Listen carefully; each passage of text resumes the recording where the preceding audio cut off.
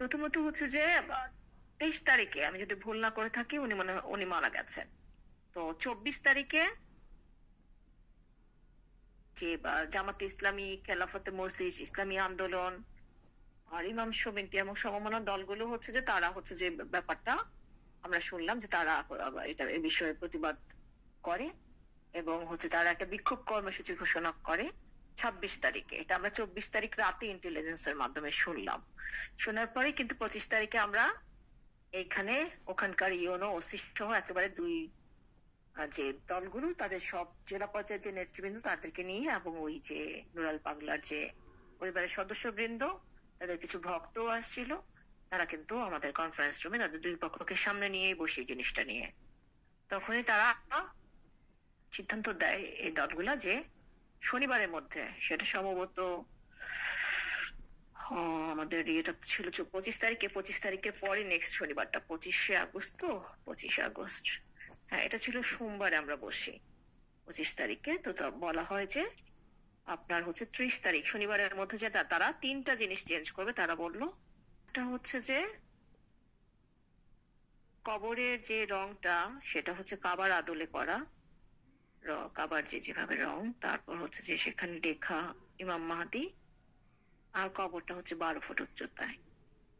তো তারপর এখন তারা হচ্ছে যে আপনার এটা শুধুমাত্র দুটা কাজ করলো, রংটা চেঞ্জ করলো আর ইমাম মেহেদি লেখা সেটা চেঞ্জ করলো, কিন্তু কবরটা নামানোর কোন লক্ষণ নাই সেরকম তারা আমাদের জানালো, বা ইউনো এবং ওসিও জানালো।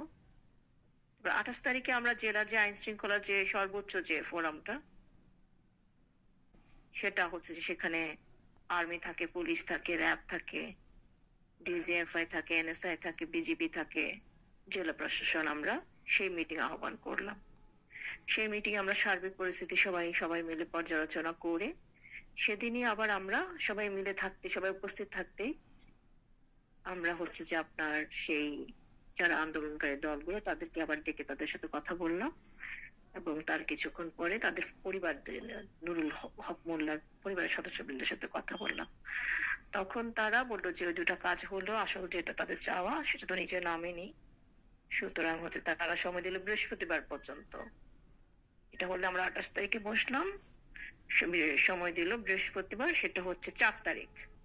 28 তারিখের পরে ওইদিকে কোনো অ্যাডভান্সমেন্ট নাই। আপনার 29 তারিখ গেল, 30 তারিখ গেল, 31 তারিখ গেল, 1 তারিখ গেল, 2 তারিখে সে আমাকে স্মারকলিপি দিল তারা সংবাদ সম্মেলন করে।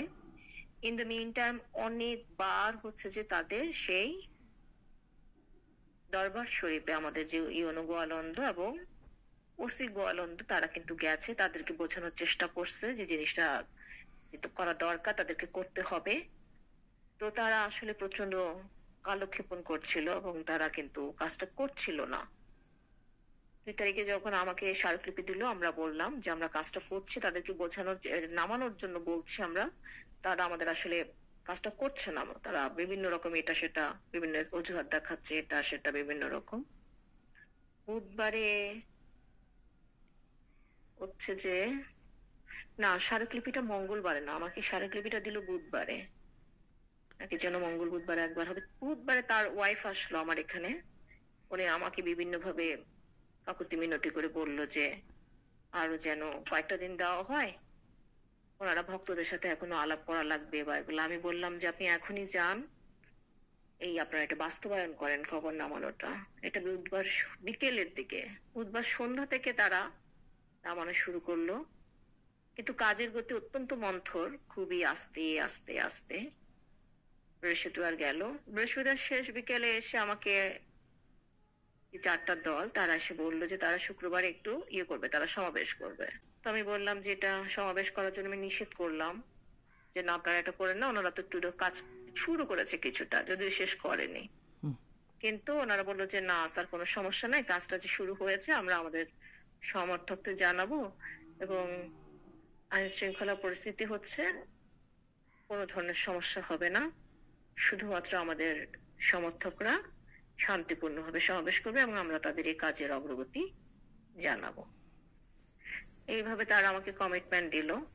তারপর তো শুক্রবারে ঘটনা তো আপনারা অবগত, সার্বিকভাবে আমার কাছে যেটা মনে হয়েছে যে ওই পরিবারটা, নুরুল হক মোল্লার পরিবারটা চরম মানে তাদের অনমনীয় মনোভাব, এবং তারা কালক্ষেপণ করে এই জিনিসটা সময় নেওয়ার কারণে এটা অত্যন্ত জটিল থেকে জটিলতর হয়েছে। তারা বুঝতেই পারে নাই যে ঘটনার যে কনসিকুয়েন্সেস এরকম, মানে তারা বুঝতেই চায়নি। তাদেরকে বারবার আমরা স্মরণ করে দিয়েছি যে মানুষটা মারা গেছে, তার প্রতি সম্মান এবং শ্রদ্ধা রেখে যে যেন কোনোভাবে কোনো ধরনের খারাপ কিছু না হয় সেজন্য যেন তারা একটা ব্যবস্থা গ্রহণ করে। আর যে নেতৃবৃন্দ যারা ছিল, যারা তারা আসলে কর্মীদের উপর তাদের কোনো কন্ট্রোল নাই, সেটা আমরা দেখলাম, কিন্তু তারা কন্ট্রোল নাই, কিন্তু তারা সমাবেশের আয়োজন করলো। এই দুই পক্ষের ঘটনাটাকে আসলে আমি মনে করি যে ঘটনার জন্য তারা দায়ী আর কি। না তো ইউনোরা মনে হয়, আপনি তো জানেন আমাদের ইউনো এবং ওসি শেষের কয়টা দিন টানা একবার না, ধরেন দুপুরে একবার গেছে, সকালে একবার গেছে, বিকেলে একবার গেছে, আর রাতে একবার গেছে। মানে একটা বাসা, একটা দরবার শরীফে একজন ইউনো একজন ওসি কিন্তু এতবার যাওয়া লাগে না। তাদেরকে আপনার পুরো মানসিক ভাবে চাপ দেওয়া হয়েছে যেন তারা কাজটা করে। এটা তো ধরেন যে ঘটনা আপনার কনফিউশন থাকে, সেক্ষেত্রে এটা তো একেবারে ওপেন দিবালোকের মতো যে ঘটনাটা ঘটেছে। আপনারা সবাই অনলাইনের কারণে সবাই এটা দেখছেন। এটা পুলিশ অলরেডি মামলা দায়ের করেছে, পুলিশ কিছু গ্রেফতার করেছেও আর কি। আমাদের আর্মি, র্যাব, ডিজিএফআই, এনএসআই সবাই ফিল্ডে এখন অ্যাক্টিভ। আমরাও নির্বাহী ম্যাজিস্ট্রেটকে দায়িত্ব দিয়েছি। সার্বিক আইন শৃঙ্খলা পরিস্থিতি আমরা সবাই মনিটরিং এর মধ্যে রাখছি। এই যে বললাম আমরা একদম অ্যালার্ট আছি। আমি কালকে নিজে সারাদিন আমি গোয়ালন্দে ছিলাম। আমার সাথে জেলা কোর কমিটির মিটিং আমরা কালকে করেছি গোয়ালন্দে বসে, সব আর্মি, ডিজিএফআই, এনএসআই, বিজিবি, জেলা পুলিশ প্রশাসন সবাই আমরা কালকে গোয়ালন্দে ছিলাম। পুলিশ সারা রাতে 5 জনকে গ্রেফতার করেছে, আজকেও কিছু গ্রেফতার হচ্ছে। পুলিশের কিছু ঊর্ধ্বতন কর্মকর্তা বৃন্দ আসছে। আপনারাও যারা সাংবাদিক আছেন, যেহেতু আপনারা লোকাল, সেখানে কোনো ধরনের ইনফরমেশন আপনাদেরও যদি থাকে আপনারাও কাইন্ডলি আমাদেরকে জানাবেন। আমরা সবগুলো জিনিসই, সেনসিটিভ জিনিসগুলো অত্যন্ত সতর্কতার সাথে সবাই দেখছে। আমি আবারও বলছি, যদি সেরকম কোনো কিছু আপনাদেরও কোনো ধরনের কিছু থাকে তাৎক্ষণিক ভাবে আমাদেরকে ইনফর্ম করবেন, কারণ আপনারা এই জনপদের বাসিন্দা। এখানে যেন অনাকাঙ্ক্ষিত পরিস্থিতি না হয়, আইন শৃঙ্খলা পরিস্থিতি যেন ঠিক থাকে, এটা সবার দায়িত্ব আমাদেরকে সহযোগিতা করা।